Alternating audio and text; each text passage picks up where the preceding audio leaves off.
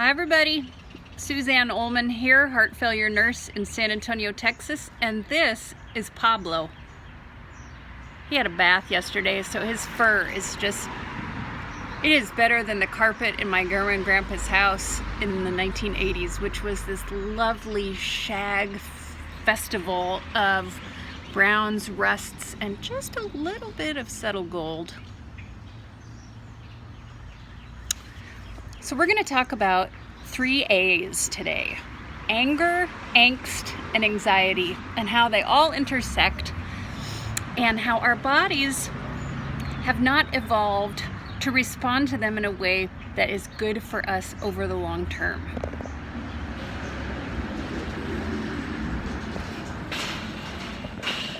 Okay, so millions of years ago, when there were velociraptors, we developed the ability to have our heart rate and our blood pressure increase in response to being hunted. Okay, so maybe we didn't live with the dinosaurs, but I'm making an analogy, okay? So that would get, the adrenaline would be released, and this whole system of other neurotransmitters would get stimulated, and we would be able to run faster and try to save our own lives because our heart rate would increase and our blood pressure would increase. So here we are, 2020, the endless month of April, and our bodies are being triggered. And some people are responding to this by donning vests and protesting, and that's anger. Some people are responding to this by taking lots of naps, by eating more, by drinking more, and other vices which are generally a response to either depressive feelings or feelings of anxiety, anger.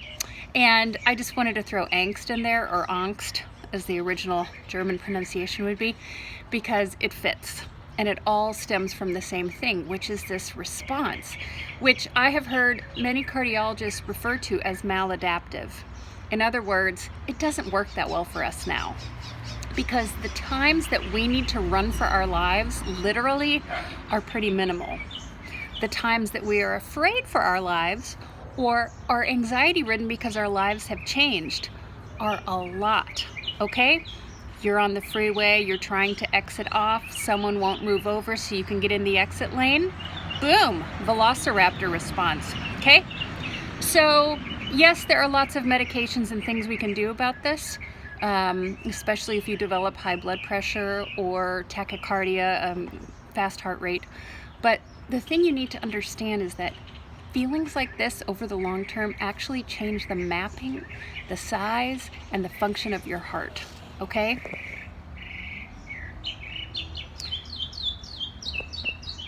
Welcome to the Mockingbird.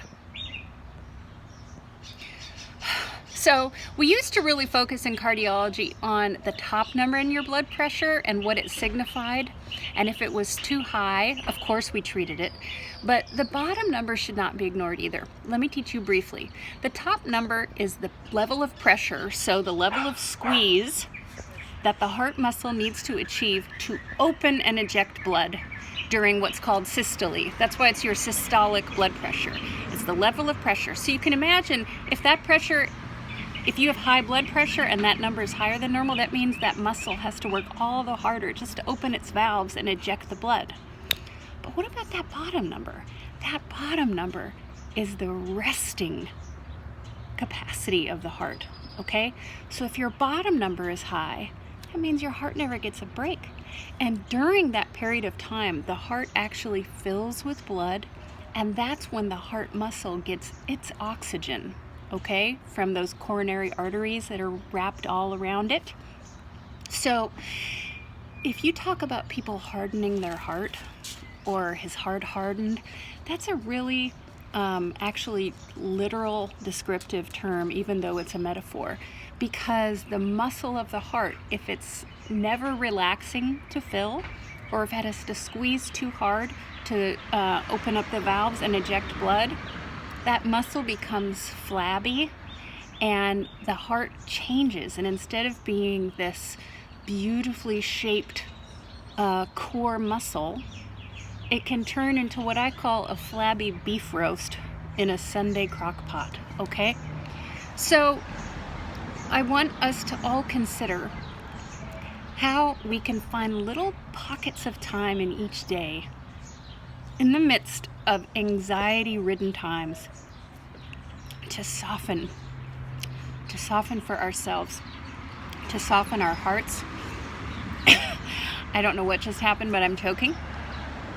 And to actually picture your heart full, at rest, and receiving the oxygen, the life that it needs between every single beat. You deserve it. I think Pablo's mastered it. That's all for now. Bye-bye.